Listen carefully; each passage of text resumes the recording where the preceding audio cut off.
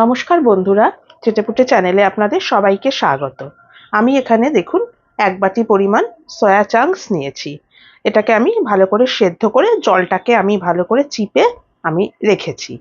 আমি যখন সেদ্ধ করেছিলাম এর মধ্যে কিন্তু আমি কোনো রকম নুনের ব্যবহার করিনি। এবার এখানে কিছু মশলা আমি অ্যাড করছি। প্রথমেই আমি দিচ্ছি 1 টিস্পুন মতো আদা রসুন বাটা, 1/2 টিস্পুন দিয়ে দিলাম হলুদ গুঁড়ো, 1/2 টিস্পুন করে ধনে গুঁড়ো আর জিরে গুঁড়ো দিয়ে দিলাম। স্বাদ মতো দিয়ে দিচ্ছি নুন, একটুখানি পরিমাণ দিয়ে দিলাম গোলমরিচের গুঁড়ো। আপনারা এখানে একটু ঝাল লঙ্কার গুঁড়োও কিন্তু ব্যবহার করতে পারেন। 1/2 টিস্পুনের থেকে একটু কম দিলাম চিলি ফ্লেক্স, 1/2 টিস্পুন দিয়ে দিলাম কাশ্মীরি রেড চিলি পাউডার। এর মেন ইনগ্রেডিয়েন্টস সেটা হচ্ছে তন্দুরি মশলা, সেটা এখানে আমি দিয়ে দিচ্ছি 1/2 টিস্পুন। এবার এখানে আমি দিয়ে দিচ্ছি 1 টেবিল স্পুন রিফাইন্ড অয়েল। এর পরিবর্তে আপনারা এখানে সর্ষের তেলও ব্যবহার করতে পারেন। এবার এটাকে আমি ভালো করে মিশিয়ে দিচ্ছি। আমার এটা ভালো করে মেশানো হয়ে গেছে। এবার এটাকে আমি একটুখানি রেখে দিচ্ছি। এই মিনিট 10 মতো একটু আমি ঢাকা দিয়ে রেখে আমি আপনাদেরকে পরের প্রসেসটা দেখাচ্ছি।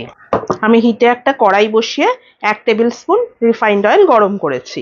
এবার এখানে আমি দিয়ে দিচ্ছি মিডিয়াম সাইজের একটা পেঁয়াজ কুচি।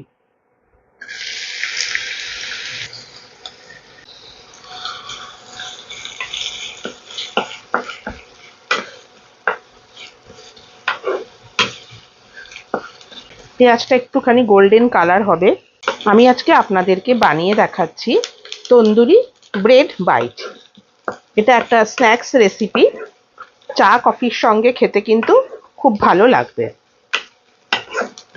ঘরে থাকা উপকরণ দিয়ে খুব তাড়াতাড়ি কিন্তু খুব টেস্টি এই রেসিপিটা বানিয়ে ফেলা যায়। দেখুন, কথা বলতে বলতে পেঁয়াজটা অনেকটা নরম হয়ে গেছে, কালারটাও দেখুন চেঞ্জ হতে শুরু করেছে। সয়াবিনের পরিবর্তে আপনারা চিকেন দিয়েও কিন্তু রেসিপিটা বানাতে পারেন। এবারে আমি এখানে দিয়ে দিচ্ছি ম্যারিনেট করা সয়াবিনটা।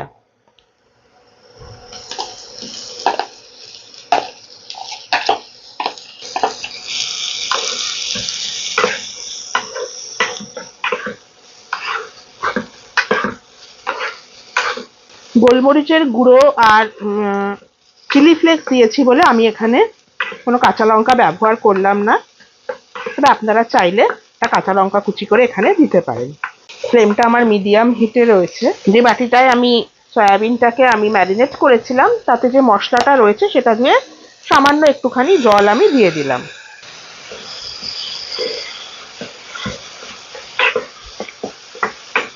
স্বাদের জন্য দিয়ে দিচ্ছি একটুখানি চিনি। তাড়াতাড়ি এটা হয়ে যায় তার কারণ এই সয়া চাংস সেদ্ধ করাই ছিল।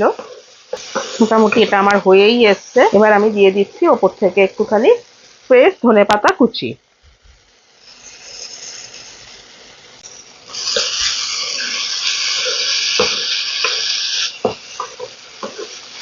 এরকম ভাবে রেডি করে আপনারা কিন্তু এটা রুটি পরোটার সঙ্গেও কিন্তু খেতে পারেন। এবার আমি ফ্লেমটা অফ করে দিচ্ছি। এটাকে আমি ঠান্ডা করে আপনাদেরকে দেখাচ্ছি কি করতে হবে। চলুন এটাকে আমি একটু ঠান্ডা করে ফেরত আসছি। যেহেতু তন্দুরি ব্রেড বাইট সেজন্য আমি এখানে ব্রেড নিয়েছি। আমি এখানে আটার ব্রেড নিয়েছি, আপনারা ময়দার ব্রেডও নিতে পারেন। এবারে আমি ব্রেডটাকে সাইডগুলোকে কেটে দিচ্ছি।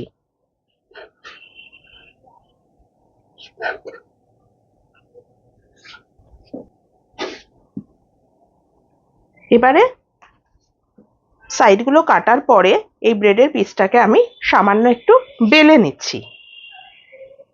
এটা একটু পাতলাও হয় আর একটু বড়ও হয়। দেখুন এরম ভাবে আমি এটাকে বেলে নিলাম। এবারে আমি যে পুরটা রেডি করেছিলাম সয়াবিনের সেটা এবার আমি এখানে ভরবো। তার আগে আমি এই ব্রেডটার চারপাশে একটু জল লাগিয়ে নিচ্ছি, তাতে কি হয় ব্রেডটা আটকাতে আমার সুবিধা হবে।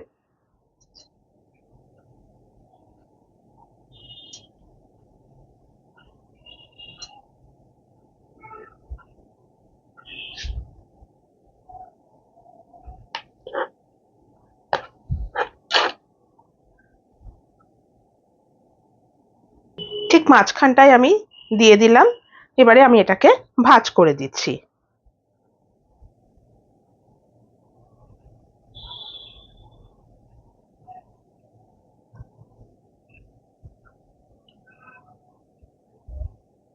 দেখুন এরকম ভাবে আমি এটাকে আটকে দিলাম। এভাবে সবগুলো রেডি করে আমি আপনাদের দেখাচ্ছি। আপনাদের যদি ব্রেডটা বড় হয়, মানে বড় স্লাইস কেনেন, সেক্ষেত্রে কিন্তু আপনারা মাঝখান দিয়ে এটাকে অর্ধেক করে করে নিয়েও করতে পারেন। আমি এভাবে এগুলো রেডি করে নিয়ে এসেছি। এটাকে আমি এবারে সরিয়ে দিচ্ছি, দিয়ে আমি দেখুন এখানে একটা ডিম আমি ফাটিয়ে নিয়েছি। এবারে এর মধ্যে আমি দিয়ে দিচ্ছি সামান্য একটু পরিমাণ নুন, একটু দিয়ে দিচ্ছি গোলমরিচের গুঁড়ো, তার সাথে দেখুন আমি আর একটা থালার মধ্যে এখানে বেশ কিছুটা পরিমাণ বিস্কুটের গুঁড়ো নিয়ে নিয়েছি। এর পরিবর্তে আপনারা কিন্তু ব্রেড ক্রাম্বও ইউজ করতে পারেন।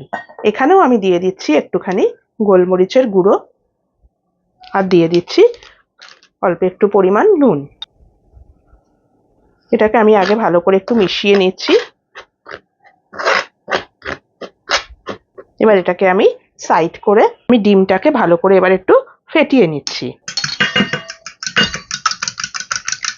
এ দুটোই আমার একদম রেডি হয়ে গেছে। এবারে আমি এক একটা করে ব্রেড আমি নিচ্ছি, নিয়ে এই ডিমের গোলার মধ্যে চুবিয়ে আমি একটু ব্রেড ক্রাম্ব মাখিয়ে দিচ্ছি।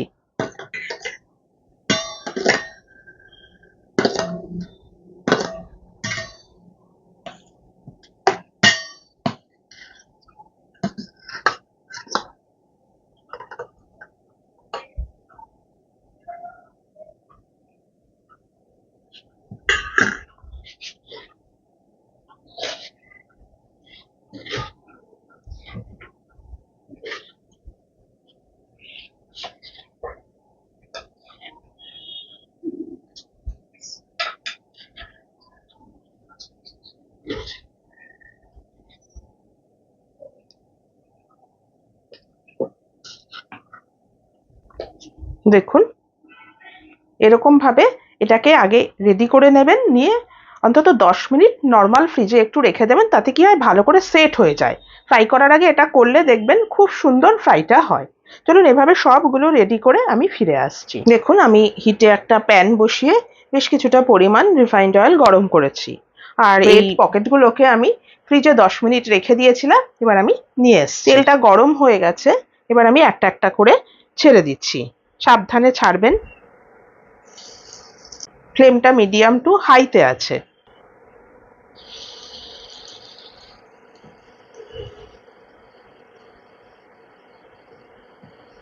গেস্ট আসলে আপনারা কিন্তু এটা বানিয়ে দিতে পারেন। এরকম ভাবে বানিয়ে আপনারা ফ্রিজে স্টোর করে রেখে দেবেন। তারপরে আপনারা এটা ভাজবার অন্তত মিনিট 10 বা 15 আগে বার করে নেবেন, নিয়ে এটা ফ্রাই করতে পারেন। একদম একটা নতুন ধরনের একটা আইটেম, খেতে খুবই সুস্বাদু হয়। এটা আপনারা বানালেই কিন্তু বুঝতে পারবেন। বাজার থেকে আর কেনার কোনো দরকারই পড়ে না, এরকম যদি আগে থেকে রেডি করে রেখে দেন। সয়াবিনের বদলে যেরকম চিকেন দিতে পারেন, আবার আপনারা যারা চিকেন পছন্দ করেন না, সয়াবিন পছন্দ করেন না, তারা কিন্তু পনির দিয়েও এটা করতে পারেন। দেখুন এরকম ভাবে এটা ভাজাটা হবে। এটা আমার হয়ে গেছে। এবার আমি ফ্লেমটা অফ করে দিচ্ছি, দিয়ে আমি তেল থেকে এটা তুলে দিচ্ছি। তারপর আপনাদেরকে আমি এটা সার্ভ করে দেখাচ্ছি। দেখুন বন্ধুরা, রেডি হয়ে গেল আমার তন্দুরি ব্রেড বাইট। আপনারা অবশ্যই কিন্তু একবার বাড়িতে ট্রাই করবেন। স্ন্যাক্স রেসিপি হিসাবে এটা কিন্তু সত্যি স্বাদে অনন্য। আমার এই রেসিপিটা যদি আপনাদের পছন্দ হয়ে থাকে, আর আপনারা যদি আমার চ্যানেলে নতুন বন্ধু হয়ে থাকেন, তাহলে প্লিজ আমার চ্যানেলটিকে সাবস্ক্রাইব করে একটা লাইক করে আমার পাশে থাকবেন। আর যদি ফেসবুক থেকে দেখেন, আমার পেজটিকে কিন্তু ফলো করে নেবেন। আজ তাহলে চলি, আবার চলে আসবো অন্যদিন নতুন কোনো রেসিপি নিয়ে। সুস্থ থাকবেন, ভালো থাকবেন, নমস্কার।